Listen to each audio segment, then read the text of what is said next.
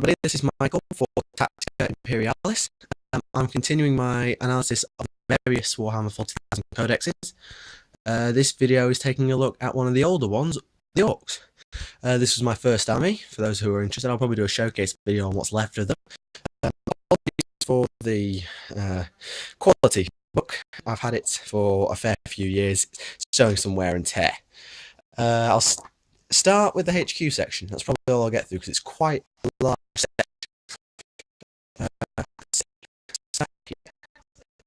The basic strength is he costs 60, and this stat line: weapon skill 5, ballistic skill 2, strength and toughness 5, 3 4 attacks, leadership 9, and a 6+ armor save. He has independent character, Furious Charge, which is +1 strength on the charge in melee, mob rule, and I'll explain those in the Ork special rules when I do a tactics video at the end.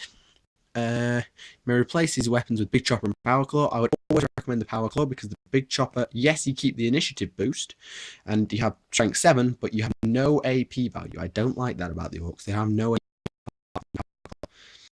May replace the gun. This is a little bit negligent, other than perhaps the Twin Link Shooter or the Combi Scorcher, because ballistic skill 2 is pretty terrible.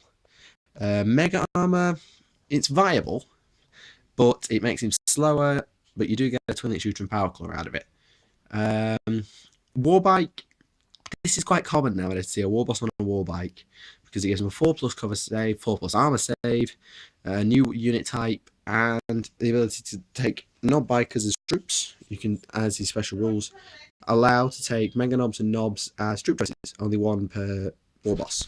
This is good because, as you'll see when I do Nobs and Mega Nobs, they are powerful units that can help turn a game. The ammo runt is a bit pointless, I think, because it's a reroll to hit. Attack squig +1 attack, worth it, but it's 15 points. Cyborg body, 5+ invulnerable. Don't go without it, because a Warboss, even with toughness 5, excuse me for the shake, is still pretty killable because of a 6+ armor. Heavy armor is down here, 5 points, 4+ armor save. If you haven't got the points for Mega armor or Warbike, don't take it without heavy armor, because as I said, 6+ armor, and even with 3 wounds of toughness 5, is killable. A boss pole is when you throw morale checks. He bashes his own unit and they restore discipline. So maybe 5 points. Nice little joke here. May not have both Mega armor and Warbike, as he probably fall off a lot. Very true. The big mech is a lot worse than a Warboss, in all honesty. Stat line worse practically across the board. But it has mech tools. This is similar to Tech Marines and Tech Priests, which allow you to fix vehicles, remove weapon destroyeds or immobilized. Can't unrack a vehicle though. Same rules.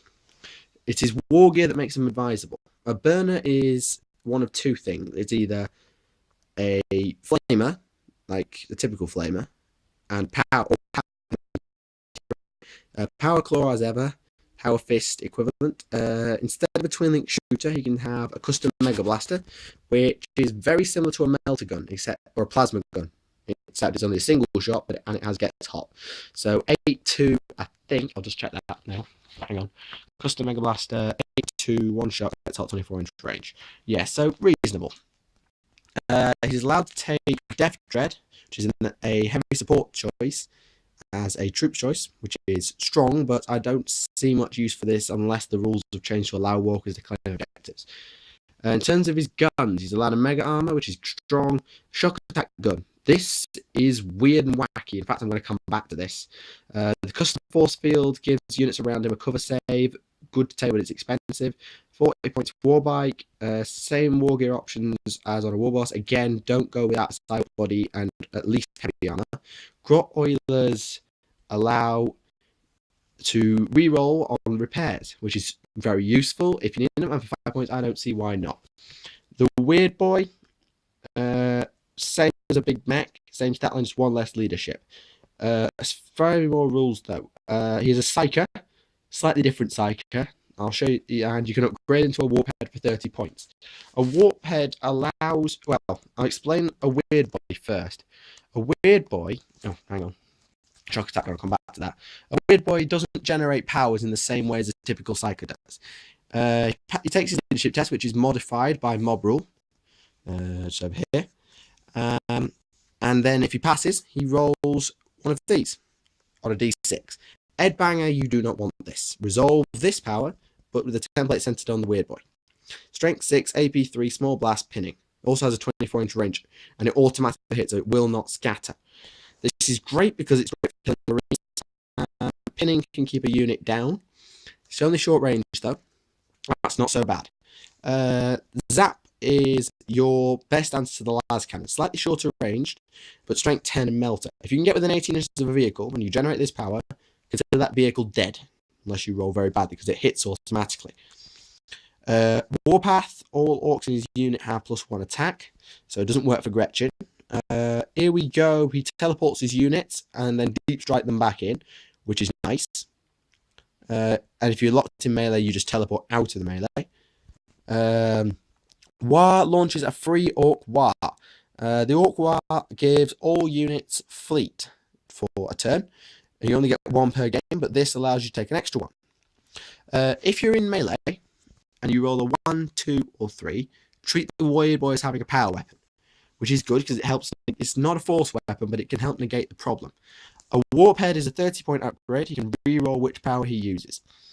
Now, I don't advocate weird boys because war bosses are stronger, big mechs are more useful. However, if you've got points and you don't really want one of the other two, these are a nice little throw-in. But I wouldn't use them as your warlord because they can be quite easy to kill because they don't get access to invulnerable saves. Now, the shock attack gun. I have to explain this very, very easily. 60-inch range, strength 2d6, AP 2, ordnance 1, large blast. This is a typical tank gun. The strength is 2d6. How this determines the strength. However, if you roll a double or an 11, something goes wrong, or better, depending. On a double 1, kill the big mech, and all models within d6 inches are killed. If you're really close to a unit in melee and you roll a double 1, you kill your mech, but you may well blow that unit with you. That's not bad, but you don't want a double 1. Double 2, the opponent may choose the target. This is bad because it basically means your wormhole generator that should have gone from here to here has gone wrong. So your opponent's might say, oh, I want to put it on this big powerful unit. And AP2 is going to do a lot of damage, even at only strength 4. Double 3, it's not quite too bad, but it hits on the nearest unit to the intended target, friend or foe. So let's say you fired it at this unit here, and there's a unit here, your unit's only here. It will hit your unit, which is terrifying. It will still scatter, but that's terrible. Strength 6. Double 4, strength and AP 6, small blast. This isn't great. You don't want this, even though it does hit the right target. Double 5, immediately place the mech in base contact and treat him as if he had charged. Which means he does actually get overwatched, I think. I have to read the FAQs about that. 5 or 6, only the model of the template hole is hit with a shot is strength 10. Gun may not fire next turn. That's okay if you're only trying to character snipe, but it's very risky. And a double 6, if you can get this, ow. Any model hit by the gun this turn is removed from play. Vehicles take an automatic penetrating hit.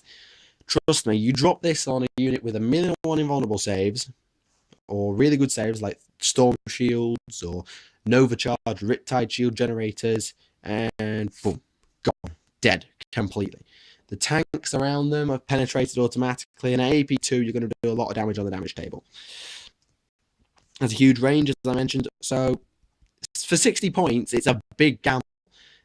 You can't hedge bets on this. You have to you either get lucky or it all goes belly up. No two ways of looking at it. In terms of using them, oh, actually, I'll look at the name characters and then I'll do some tacticas. Wrong page. For 225 points, you can get Gaz. He has a stat line that is slightly better, an extra attack, extra wound, extra weapon skill, mega armor default, slightly better gun in the big shooter, adamantium skull, immune to death, which is great, +2 attacks on the charge. Cyborg body included. Prophet of the War is a slightly better version of the War. I do like this guy. He's just expensive, so run him, but run him carefully.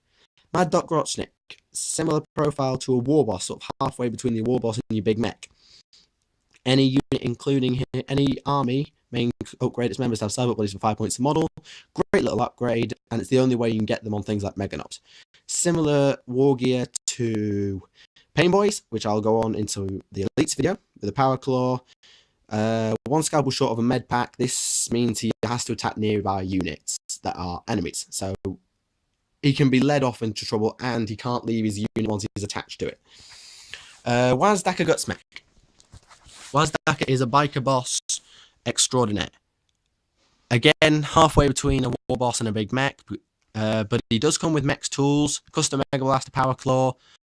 Bike of the Apocalypse allows him to turbo boost and still fire its whopping great gun, which is 4 shots, strength 8, twin linked, a lot of damage, and he allows war bikers to be troops. Excuse me. This guy's good, but he's missing one thing, and that's an invulnerable save. Because he doesn't have an invulnerable save, he's a little bit bugged. And then Old Zogwart is a weird boy character. Again, sort of crosses the borders between, actually he's slightly worse than a weird boy in a way, but his Nest of Vipers means he's attacks raw poison 2+, and he gets extra attacks, Psycho, Warp Head, and Zogwart's Curse. This allows you to turn enemy characters into squigs. Great if you need to just get rid of an annoying character who's tearing you to pieces. And that's the Ork HQ section. In terms of using, it's very now to find that war bosses aren't run. Big mechs sometimes for custom force field cover. The named characters generally get left at home, unfortunately. As I said, weird boys are quite rare as well. In my next video, I'm going to take a look at the elite section. The knobs, mega knobs, which I've discussed already. Burner boys, looters, tank busters, and commandos. That's all for today. If you enjoyed the video or have any questions, be sure to leave them in the comment section. My name is Michael, and I will see you again.